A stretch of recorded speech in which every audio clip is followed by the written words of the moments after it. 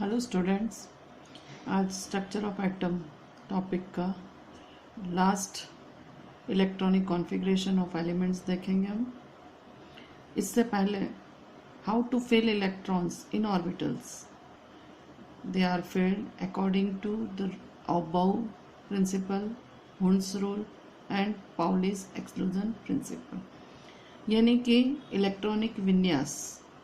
तो तत्वों में इलेक्ट्रॉनों को कैसे भरा जाता है, उसके लिए हम इसके पहले के वीडियो में देख चुके हैं कि वो अबाउ का सिद्धांत, पाउली का अपवर्जन सिद्धांत और हुंड के नियम के अनुसार भरे जाते हैं। तो आज हम परमाणु क्रमांक 1 से लगा करके 30 तक के जो तत्व हैं उनका इलेक्ट्रॉनिक विन्यास देखेंगे कि जिसमें इलेक्ट्रॉन कैसे भरे गए हैं। तो atomic number first atomic number किसका है? हाइड्रोजन। हाइड्रोजन में कितने इलेक्ट्रॉन है? 1।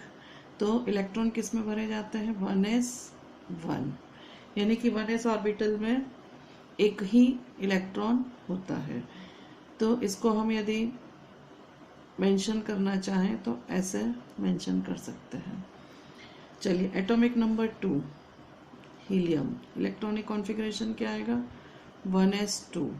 तो ये 1s ऑर्बिटल में दूसरा इलेक्ट्रॉन फिलअप हो गया, तो 1s हो गई हमारी कंप्लीट।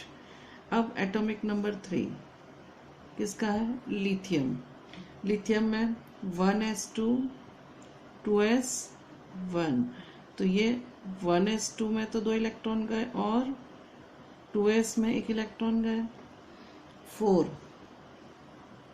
बेरिलियम। बेरिलियम का एटॉमिक नंबर 4, तो 1s2 2s2, तो ये 1s2 और आने वाला इलेक्ट्रॉन भी इसमें गया 2s2 में। अब 5 बोरोन। कितने इलेक्ट्रॉन है इसमें? 5। तो 1s2 2s2, 2s के बाद में अबाउ के बाद कौन सा आएगा? 2p1। तो इलेक्ट्रॉन कैसे भरे जाएंगे? ये 1s2 में, ये 2s2 में और ये 2p में। अब कितने हैं हमारे पास? 3 गोले बनाना है हमको, तो ये 1। 3 क्यों बनाए हैं? 2x 2p x 2py and 2pz के लिए। चलिए, एटॉमिक नंबर 6 पर कौन आता है? कार्बन। तो 1s2 2s2 2p2, तो ये 1s2 2s2 2p2। तो अब कैसे भरे जाएंगे? 2p2, यानी कि हुंड्स रूल के अकॉर्डिंगली क्या होगा? इलेक्ट्रॉन एलोन यानी सिंगल रहना पसंद करते हैं। Atomic number 7 nitrogen. 1s2 2s2 2p3, तो ये 1s2 2s2 2p3, ये तीनों में 1 इलेक्ट्रॉन हो गए।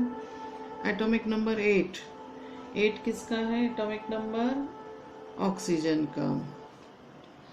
1s2 2s2 2p4, तो ये 1s2 2s2 2p4। तो अब इलेक्ट्रॉन किस में जाएगा? पैरिंग कहाँ होगी? 2px में, और ये 2 इलेक्ट्रॉन सिंगल रहेंगे।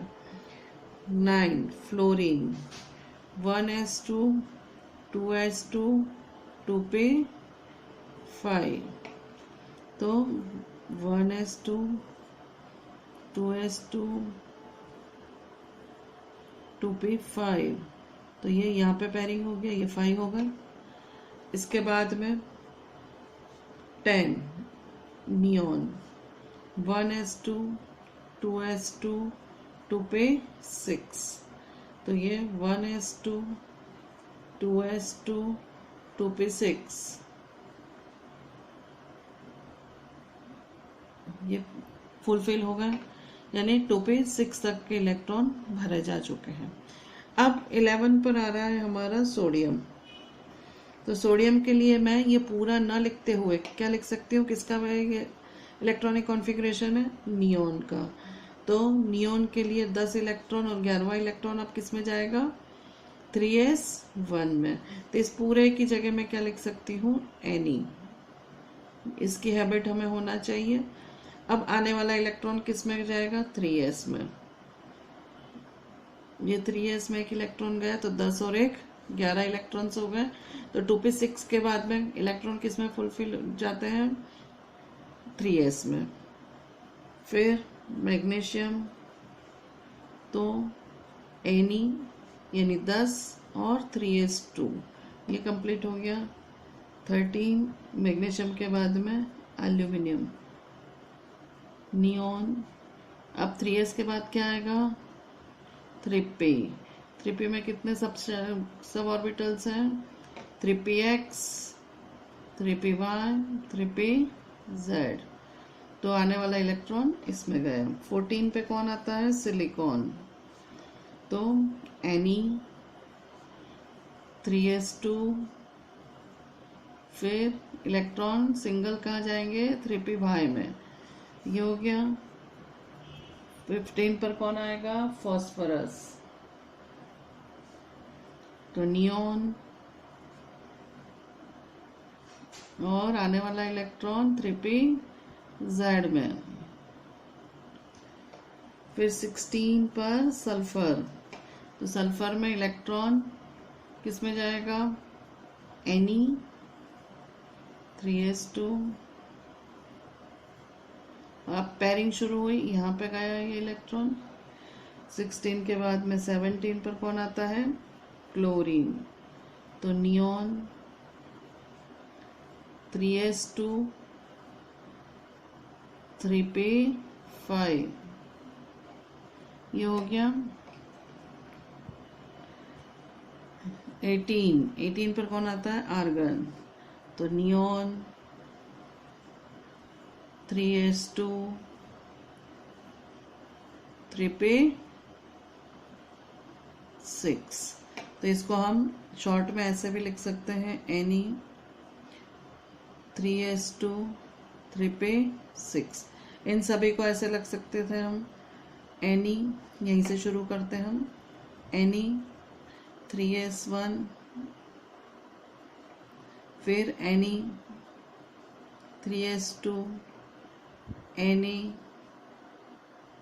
3s2, 3p1, Ni, 3s2, 3p2, neon, 3s2, 3p3, neon, 3s2, 3p4, neon, 3s2, 3p5 and neon 3s2, 3p6। Argon के बाद में आते हैं 19 नंबर पर। 19 नंबर पर कौन आता है, पोटेशियम। तो अब Ni नहीं, अब अपन इसकी जगह क्या लिखेंगे, आर्गन, क्योंकि 18 इलेक्ट्रॉन किसके हो गए हैं, आर्गन के। तो अब 3p6 तक का तो कंप्लीट हो गया है। अब आने वाला इलेक्ट्रॉन किस में जाएगा, 4s1 में। तो अब ये, तो यहाँ पे मैं क्या लिखूंगी, आर्गन 4s1। फिर 20 कैल्शियम, आर्गन 4s2। तो आर्गन Ar 4s2। फिर 21 स्कैंडियम, तब आर्गन 4s2 और 3d5। तो इसमें कहा जाएगा फर्स्ट में इलेक्ट्रॉन। तो आर्गन 4s2, 3d1। ये 5 क्यों बनाया मैंने, क्योंकि d ऑर्बिटल में सब ऑर्बिटल्स कितनी होती है, 5। कौन कौन सी होती है, dxy, dyz, dxz, dx² - y² and dz²। चलिए 22 स्कैंडियम के बाद में क्या आता है, टाइटेनियम, Ti। तो आर्गन 4s, ये सब क्या है, 4s है, यहाँ से 4s2, ये सिंगल इसमें गया। तो argon 4s2 3d2 23 vanadium argon 4s2 अब दो तो पहले थे ही से इलेक्ट्रॉन और आने वाला कहाँ चला गया, ये यहाँ पे। अब 24, ये एक्सेप्शन है, इसको देखिएगा अच्छे से। क्रोमियम, क्रोमियम में Ar। अब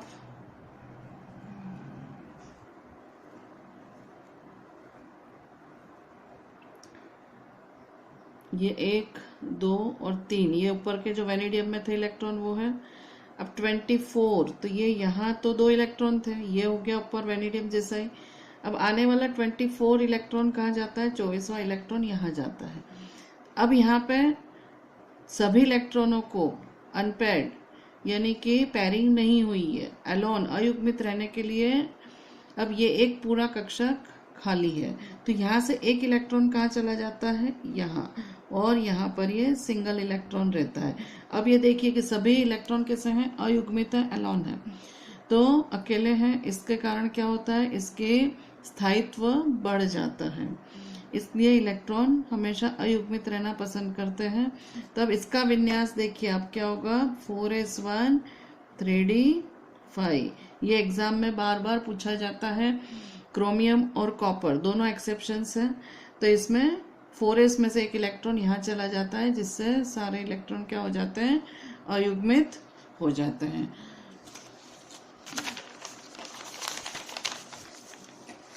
चलिए 25 पर कौन आता है, एटॉमिक नंबर 25 पर है मैंगनीज। तो अब इसमें 4s ऊपर कौन सा था, ये सभी में एक एक थे, क्रोमियम में आर्गन और, तो अब आने वाला इलेक्ट्रॉन कहाँ जाता है, यहाँ। तो इसका विन्यास क्या हो जाएगा, आर्गन 4s2 3d5। फिर 26 पर आता है Fe आयरन, तो आर्गन। अब आने वाला इलेक्ट्रॉन कहाँ जाएगा, इसमें यहाँ पैरिंग होना शुरू हो जाएगी, और ये सभी कैसे रहेंगे, सिंगल। तो आर्गन 4s2 3d6। फिर कोबाल्ट, आर्गन 4s2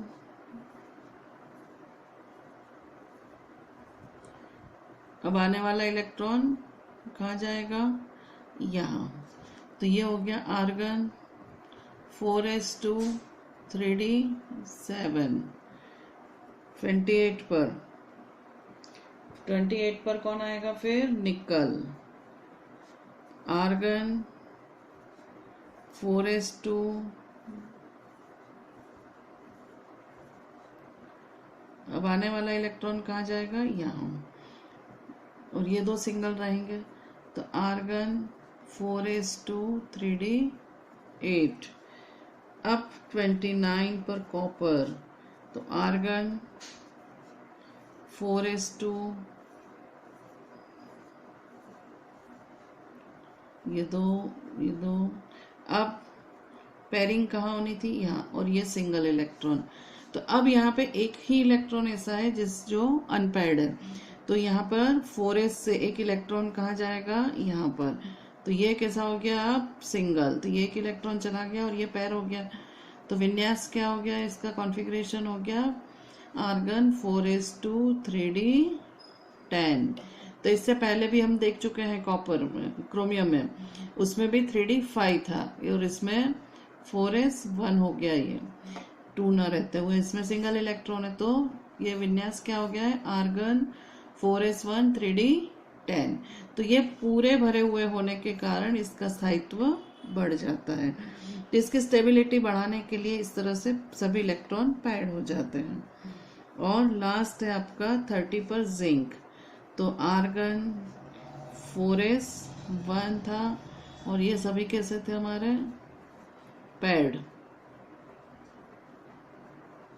तो अब आने वाला इलेक्ट्रॉन कहाँ फिलअप होता है, यहाँ पे। तो इसका कॉन्फ़िगरेशन हो जाएगा RAR आर्गन 4s2 3d10। तो सभी ऑर्बिटल में कक्षा में इलेक्ट्रॉन भरे गए हैं। तो इस तरह से हम पूरा इलेक्ट्रॉनिक विन्यास देख चुके हैं 1 से 30 तक का। तो यहाँ आपका ये जो चैप्टर है कंप्लीट हो जाता है और इसके नोट्स आपको प्रिपेयर करना है। एग्ज़ाम में जनरली क्रोमियम और कॉपर, दो जो एक्सेप्शंस वाले हैं, इनका इलेक्ट्रॉनिक विन्यास पूछा जाता है। तो ये विन्यास आपको अच्छे से लिखना होता है। आर्गन इसका क्या होता है, एटॉमिक नंबर 24 और इसका आर्गन 4s1 3d5 और कॉपर 29, आर्गन 4s1 3d10। तो ये आप अच्छे से याद कर लीजिएगा।